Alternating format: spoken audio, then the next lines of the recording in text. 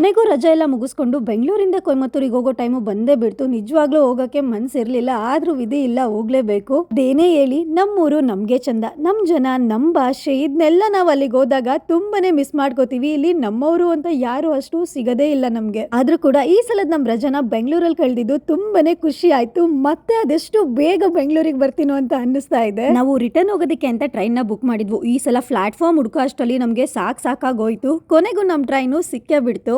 ನಮ್ಮಿಬ್ಬರಿಗೂ ಒಂದು ಕುತೂಹಲ ಏನಂದರೆ, ನೀವೆಲ್ಲ ನಮ್ಮ ವೀಡಿಯೋಸ್ನ ಯಾವ್ಯಾವ ಊರಿಂದ ನೋಡ್ತಾ ಇದ್ದೀರಾ ಅನ್ನೋದು ತಿಳ್ಕೊಬೇಕು ಅಂತ. ಸೊ ಕಮೆಂಟಲ್ಲಿ ತಿಳಿಸ್ಕೊಡಿ ಯಾವ ಊರಿಂದ ಜಾಸ್ತಿ ನಮ್ಮ ವೀಡಿಯೋಸ್ನ ನೋಡ್ತಾ ಇದ್ದೀರಾ ಅಂತ. ಇಷ್ಟೊಂದು ಪ್ರೀತಿ, ಸೊ ಪ್ರೀತಿಗೆ ಬೆಲೆನೇ ಕಟ್ಟೋದಕ್ಕಾಗೋದಿಲ್ಲ, ಅಷ್ಟೊಂದು ಪ್ರೀತಿನ ಕೊಡ್ತಾ ಇದ್ದೀರಾ, ತುಂಬಾ ಧನ್ಯವಾದಗಳು. ಬೆಂಗಳೂರಿಂದ ಕೊಯಮತ್ತೂರಿಗೆ ಯಾರಾದರೂ ಟ್ರಾವೆಲ್ ಮಾಡಬೇಕು ಅಂತ ಅಂದ್ಕೊಂಡಿದ್ರೆ ಇಶಾ ಫೌಂಡೇಶನ್ಗೆ ತುಂಬ ಜನ ಬರ್ತಾ ಇರ್ತಾರೆ. ಸೊ ನೈಟು 9:40ಕ್ಕೆ ಒಂದು ಟ್ರೈನ್ ಇದೆ, ಅದನ್ನು ಬುಕ್ ಮಾಡಿದ್ರೆ ಬೆಳಗ್ಗೆ 6:00ಗೆ ಕೊಯಮತ್ತೂರು ಬಂದು ತಲುಪುತ್ತೆ.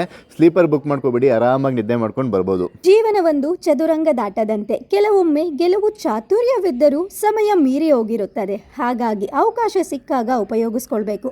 ಜೊತೆಗೆ ಸಮಯಕ್ಕೂ ಕೂಡ ನಾವು ಬೆಲೆ ಕೊಡಬೇಕು. ಎಲ್ಲರ ದಿನ ಶುಭವಾಗಲಿ. ಎಲ್ಲರೂ ಆದಷ್ಟು ಖುಷಿಯಾಗಿ ಇರೋದಕ್ಕೆ ಪ್ರಯತ್ನ ಪಡಿ.